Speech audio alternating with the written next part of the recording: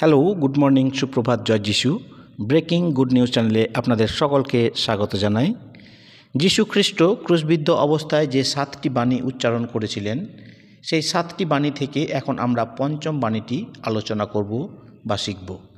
পবিত্র শাস্ত্রে যা উল্লেখিত আছে, যোহন রচিত সুসমাচার তার 19 অধ্যায় 28 পদ। ইহার পরে যিশু সমস্তই এখন সম্পন্ন হইল জানিয়া শাস্ত্রের বচন যেন সিদ্ধ হয়, এই জন্য কহিলেন, আমার পিপাসা পাইয়াছে, আমার পিপাসা পাইয়াছে। বিস্তারিত আলোচনায় যাওয়ার পূর্বে বলি, এই চ্যানেলে যদি প্রথমবার এসে থাকেন তাহলে এই চ্যানেলটি সাবস্ক্রাইব করুন। হ্যাঁ, অবশ্যই যদি ভালো লাগে তাহলে লাইক, শেয়ার, কমেন্ট করতে ভুলবেন না। এই ভিডিও বা আজকের আলোচনা থেকে যদি কোনো রকম আপনার মনে বা বিশ্বাসে আঘাত লাগে তাহলে না দেখার জন্য অনুরোধ করব, কারণ আপনার মনে বা বিশ্বাসে আঘাত দেওয়া আমাদের উদ্দেশ্য নয়, কিন্তু ঈশ্বরের সত্য বাক্য মানুষের কাছে তুলে ধরাই আমাদের একমাত্র উদ্দেশ্য। যিশু ক্রুশ থেকে বলেছিলেন, আমার পিপাসা পাইয়াছে। সমস্ত কিছুই হয়েছে শাস্ত্রের বাণী সফল করার জন্য, শুধু নয় এটাও যে যিশু পিপাসিত হননি শাস্ত্রের বাণী সফল করার জন্যই যে তিনি বলেছিলেন আমার পিপাসা পেয়েছে, তা কিন্তু নয়। বাস্তবে তিনি সত্যি পিপাসিত হয়েছিলেন। পিপাসিত হওয়ার মধ্যে দিয়ে তিনি শাস্ত্রীয় বাণীর সফলতা দেখিয়েছেন। আবার হতে পারে যে তৃষ্ণার্ত হয়েও তিনি আমার পিপাসা পেয়েছে যদি একথা না বলতেন, তাহলে খ্রিস্ট সম্পর্কে সমস্ত ভাববাণীগুলির সফলতার জন্য প্রয়োজনীয়তা দেখা দিত। তিনি তার পরিচর্যা জীবনের শুরুতে হয়েছিলেন ক্ষুধায় কাতর, কিন্তু তিনি জীবনের শেষ মুহূর্তে হলেন এখন পিপাসাক্লিষ্ট। তিনি একসময় যিহুদিদের মহোৎসবের দিনে উচ্চস্বরে ঘোষণা করেছিলেন, তোমাদের মধ্যে কেউ যদি তৃষ্ণার্ত থাকে সে আমার কাছে এসে পান করুক, কারণ শাস্ত্রে লেখা আছে, যে কেউ আমাকে বিশ্বাস করে তার অন্তরে জীবন জলের নদী বইবে। একদিন তিনি এক সমরিয়া নারীকে জীবন্ত জল দিয়ে তার অনন্ত পিপাসা নিবারণ করেছিলেন এবং এটাও বলতেন, যারা আমাকে বিশ্বাস করে তারা কখনো তৃষ্ণার্ত হবে না। কিন্তু আজ তিনি হলেন প্রাণান্তকর পিপাসার শিকার। তবে কি জীবন জলের উৎস শুষ্ক হয়ে গেছে বা শুকিয়ে গেছে? যে জল আমি জগৎকে দিই, সেই জল মানুষকে শাশ্বত জীবন দেয়। তাদের অন্তরে তা এক উৎসে পরিণত হয়। যার জল চিরকাল বইতে থাকে, চিরকাল থাকে, সেই জল শুকিয়ে যায় না। তাহলে কি খ্রিস্টের এই দাবি কি সত্য নয়, নাকি এটা ভাগ্যের পরিহাস? এমন প্রশ্ন মনে জাগতে পারে। কিন্তু না, জীবন জলের উৎসই তো এই ক্রুশ। এ তো সেই আত্মিক শৈল যেখানে খ্রিস্টকে আঘাত করে তৃষ্ণার্ত বিশ্ব মানবের জন্য ঈশ্বর শাশ্বত জীবন জলের ধারা প্রবাহিত করেছেন। প্রভু যিশু পবিত্র রক্তই তো ঈশ্বর দত্ত স্বর্গীয় পানি, যা পাপী মানুষকে জীবন প্রদান করে। খ্রিস্টের ক্রুশের মাধ্যমেই পাপীর অন্তরে প্রবাহিত হয় ক্ষমা, শান্তির অনন্ত স্রোত। তাহলে খ্রিস্টের এই পিপাসার কারণ কি? কিসের এ তৃষ্ণা? কিসের পিপাসা? তাহলে কি কোনো দৈহিক পিপাসা? ক্রুশ থেকে যিশু খ্রিস্টের চতুর্থ বাণীতে প্রকাশ হয়ে উঠেছে তার আত্মার নিদারুণ যন্ত্রণা, বেদনা, এবং পঞ্চম বাণীতে দেখা যায় শারীরিক দুঃখের নির্মম শিকারে পরিণত হয়েছেন। দৈহিক পিপাসা যে কতটা ভয়ঙ্কর কষ্ট যাতনা, যেটা অভিজ্ঞতা ছাড়া জানা যায় না। যিশু বললেন, আমার পিপাসা পেয়েছে। যিনি সারা বিশ্ব ব্রহ্মাণ্ডের সৃষ্টিকর্তা, সারা ব্রহ্মাণ্ডের সৃষ্টিকারী, আজ তিনি এক বিন্দু জলের জন্য হাহাকার করছেন। যিনি নিজের জন্য কখনো কোনো দিন কোনো মানুষের কাছে কোনো বস্তু চাননি, যিনি কোনো দিন ক্ষুধায় পীড়িত হয়েও নিজে আহারের জন্য কখনো ব্যাকুল হননি, তিনি এখন উষ্ঠ ও জিহ্বার প্রচণ্ড শুষ্কতার অনুভব করে জলের জন্য ব্যাকুল হয়ে পড়েছেন। একবার ভালোভাবে ভেবে দেখুন, কি বর্বর নির্যাতন, উৎপীড়ন। সেই গেতসেমানি বাগান থেকে শুরু করে এতটুকু বিশ্রাম কোথাও পাননি। সেই গ্রেপ্তারের সময় থেকেই তিনি দণ্ডায়মান। যখন যিশুকে ক্রুশে দেওয়া হয়েছিল তার 3 ঘন্টা পরেও আশ্চর্যভাবে পৃথিবীর বুকে অস্বাভাবিক ও ভয়ঙ্কর অন্ধকার নেমে এসেছিল। সেই সময় বায়ু ছিল উত্তপ্ত, বায়ুর প্রবাহ তখনও শীতল হয়নি। এতক্ষণ তিনি তার কণ্ঠে লালাসিক্ত করে রেখেছিলেন, কিন্তু এখন সেটিও শুকিয়ে গেছে।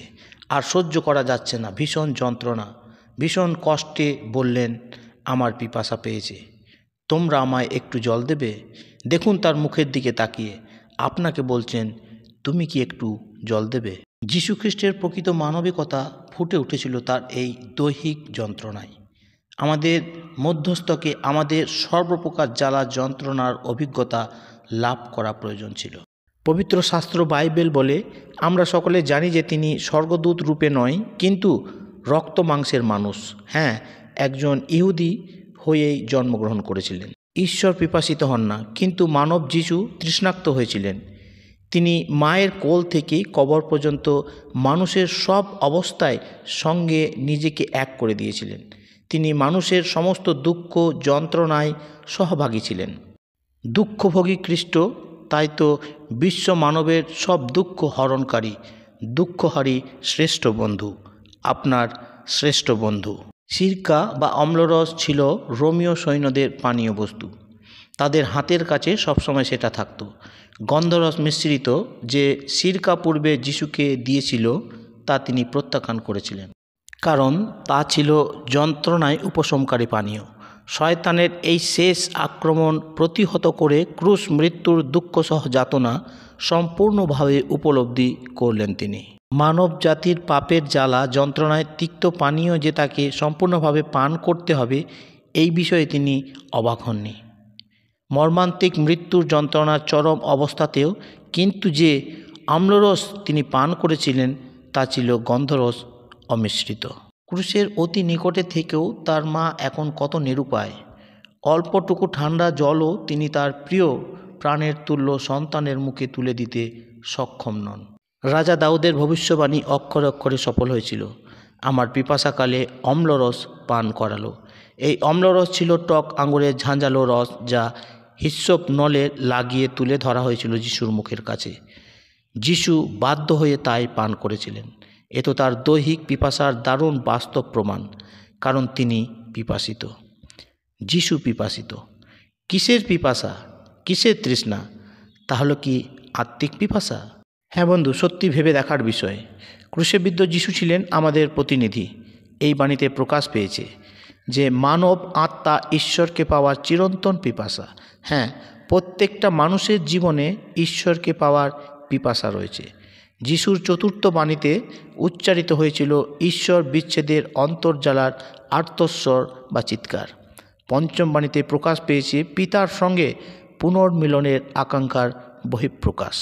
পাপ মানব আত্মাকে মরুভূমির ন্যায় প্রচণ্ড শুষ্ক করে তোলে, কিন্তু আদি থেকে বা যুগ যুগান্ত থেকে ঈশ্বর মানুষকে তার প্রেম বর্ষণের মাধ্যমে পাপীর আত্মাকে সবল সজীব করতে চান। তাই তো যিশায় ভাববাদী ঈশ্বরের বাক্য দ্বারা পাপীদের আমন্ত্রণ করেছেন, ওহে তৃষিত লোকেরা, তোমরা জলের কাছে এসো, আমার কাছে ফিরে এসো, আমি তোমাদের সম্পূর্ণভাবে ক্ষমা করব। প্রভু যিশু বলেছেন, সমস্ত পিপাসিত পাপী মানুষ আমার কাছে এসো, আমি তোমাদের জীবন জল দেব। পাপী মানুষের স্থানে ক্রুশে পড়ে দণ্ডিত খ্রিস্ট এখন তাদের আত্মার অনন্ত পিপাসায় ক্লিষ্ট। ঈশ্বরের সঙ্গে মানুষের বিচ্ছেদের কারণ হলো পাপ, যা চতুর্থ বাণীতে প্রকাশিত হয়েছে। কিন্তু ভেবে অবাক লাগে যে পাপ মানুষকে ঈশ্বরবিহীন করলেও পাপীদের অন্তরে গভীরে ঈশ্বরকে জানার ও তার সঙ্গে একাত্মা হওয়ার চিরন্তন বাসনাকে ধ্বংস করতে পারে না। ঈশ্বরকে পাওয়ার মনের বাসনা থেকেই যুগ যুগ ধরে উৎপত্তি হয়েছে প্রস্তর, বৃক্ষ, নদ নদী, পশুপক্ষী, সূর্যচন্দ্র, দেবদেবীর পূজা অর্চনা। কারণ আমার পিপাসা পেয়েছে। পিপাসা নিবারণ করার জন্য শুধু মৃত জল পান করছেন না তো। মসি যখন ইসরায়েলিদের বন্দিদশা থেকে বের করে প্রান্তরে ভ্রমণকালে পানীয় জলের ভয়ঙ্কর অভাবের মুখে পড়ে, সেই সময় ইসরায়েলিরা পিপাসায় ব্যাকুল হয়ে ঈশ্বর ও মসির বিরুদ্ধে বচসা শুরু করেছিল। মসির ক্রন্দনের উত্তরে ঈশ্বর তাকে তার সেই যষ্টির দ্বারা হোরেব পর্বতে আঘাত করতে বললেন, এবং মসি শিলাবক্ষ থেকে যে অমৃত জল নির্গত হলো তা পান করে ইসরায়েলিরা পিপাসা নিবারণ করে প্রাণে বাঁচল। তার আগেও ইসরায়েলিরা একবার সুর প্রান্তরে পানীয় জলের মারাত্মক অভাবের সম্মুখীন হয়েছিল। তখন তারা 3 দিন জল পান না করে কাটিয়েছিল। এখান থেকে ইসরায়েলিরা মারায় গিয়ে পৌঁছালো। মারার অর্থ তিক্ততা। সেখানেও জলের অভাবের সম্মুখীন হয়, আর সেখানে ঈশ্বর জলাশয়ে একটি বৃক্ষ নিক্ষেপ করে তিক্ত জলকে মিষ্ট জলে পরিণত করেছিলেন। ইসরায়েলিদের অনেকেই কিন্তু প্রান্তরের অভিজ্ঞতায় জীবন জল খ্রিস্টকে জানতে পারেনি। সুতরাং দৈহিক তৃষ্ণা নিবারণ হওয়ার পরেও তারা ঈশ্বরের অবাধ্য হওয়ার জন্য প্রান্তরে ধ্বংস হয়েছিল। তাহলে কি ঈশ্বর পিপাসিত? কিসের পিপাসা, কিসের তৃষ্ণা? আমি পিপাসিত। এই দুটি কথার মধ্যে ঈশ্বরের অন্তরের নিদারুণ ব্যথার বহিঃপ্রকাশ হয়েছে। কত পিপাসিত! যারা আজ ঈশ্বর থেকে পাপের জগতে হারিয়ে আছে, সেই পুত্র কন্যাদের ফিরে আসার পথ চেয়ে ঈশ্বর আজও অধীর অপেক্ষা করছে। তারই পিপাসায় ঈশ্বর পিপাসিত। এদেন উদ্যানে মানুষ হারিয়ে যাওয়ার পর থেকে ঈশ্বর দারুণ পিপাসায় ক্লিষ্ট। সন্তান হারানো যে কী কষ্ট, পিতামাতার অন্তরের যাতনা ভুক্তভোগী ছাড়ার কেই বা জানে। সন্তানদের ফিরে পেতে পিতামাতা কোনো পথ বাকি রাখে না। সমস্ত পথে, সমস্তভাবে, যে কোনো মূল্যে সন্তানদের ফিরে পেতে চায়। সন্তানদের ফিরে না আসা পর্যন্ত কত রাত্রি বিনা নিদ্রায় যাপন করে, কত চোখের জল ফেলে, ঈশ্বর ছাড়া কে আর জানে। লুক লিখিত সুসমাচার 15 অধ্যায় হারানো পুত্রের দৃষ্টান্ত থেকে দেখতে পায়, সেই অপব্যয় পুত্র যখন বাড়ি ফিরে আসছিল, বাড়ি থেকে সে যখন বেশ কিছুটা দূরে ছিল, সেই সময় তার বাবা তার সন্তানকে ফিরে আসতে দেখতে পায়। বাবার মন স্নেহ মমতায় ভরে গেছিল। সেই পিতা দৌড়ে গিয়ে তার সন্তানকে জড়িয়ে ধরে চুমু দিলেন। হারানো সন্তানদের জন্য পিতা কতটা আকাঙ্ক্ষিত। পিতা ঈশ্বরের অন্তরে পাপে হারানো সন্তানদের ফিরে পাওয়ার গভীর বাসনা এর মধ্যে ফুটে উঠেছে। এটা তো ঈশ্বরের হারিয়ে যাওয়া ও দিশেহারা নরকগামী মানুষের আত্মাকে ফিরে পাওয়ার অনন্ত তৃষ্ণা, অনন্ত পিপাসা। যার এত পিপাসায় 99টি মেষ ছেড়ে একটি মাত্র হারানো মেষের অন্বেষণে ছুটে বেড়ায়। যীশুখ্রিস্ট আহার নিদ্রা ভুলে হারানো পাপী মানুষের অন্বেষণ ও উদ্ধার কার্যে ব্যস্ত থাকতে দেখতে পাওয়া যায়। তাই তো যীশু বলছেন, যা হারিয়ে গেছে তা খোঁজ করতে ও উদ্ধার করতে আমি এই জগতে এসেছি। যিনি পাপীদের মুক্তির মূল্যরূপে নিজের অমূল্য প্রাণ বলি উৎসর্গ করেছেন। ক্রুশবিদ্ধ ত্রাণেশ্বর মুখ নিঃসৃত পিপাসার বাণী, হারানো সন্তানদের পিতার কাছে ফিরে আসার এক আকুল আবেদন। পিপাসিত প্রভুর মুখে জলের গ্লাস আপনাকে তুলে ধরতেই হবে। তিনি যে পিপাসিত আপনার জন্য। ক্রুশবিদ্ধ প্রভু যিশুর এই পঞ্চম বাণীতে যারা কর্ণপাত করবেন না, তাদের জন্য আছে শেষ বিচারের দিনে সতর্কতার বাণী। আমি সেই রাজা, আমার বাঁদিকে লোক দিকে বলবো, আমার সামনে থেকে দূর হও, তোমরা অভিশপ্ত। শয়তান ও অপদূতের জন্য যে জায়গা প্রস্তুত আছে, তোমরা সেখানে গিয়ে পড়ো, সেই নরকের অনন্ত অনির্বাণ আগুনে। কারণ আমি পিপাসায় কাতর হলেও তোমরা আমাকে সে জল দাওনি। আমার পিপাসা পেয়েছে। প্রভুর এই বাণী কি আপনার প্রাণে কোনো আলোড়ন জাগায়নি? গায়ে কি কোনো শিহরণ জাগেনি? আপনি কি এরপরও অবাক ও নির্বাক নিশ্চিন্ত হয়ে বসে থাকবেন? পূর্ণ শুক্রবারের উপাসনায় এই বাণী কতভাবে শুনেছেন। তবুও যদি পিপাসিত প্রভুর মুখে এক বিন্দু জলও তুলে না দিতে পারেন, তাহলে আপনার বাণী শোনা বা বাণী বলা সম্পূর্ণ বৃথা। কারণ প্রভু পিপাসিত আপনার জন্য।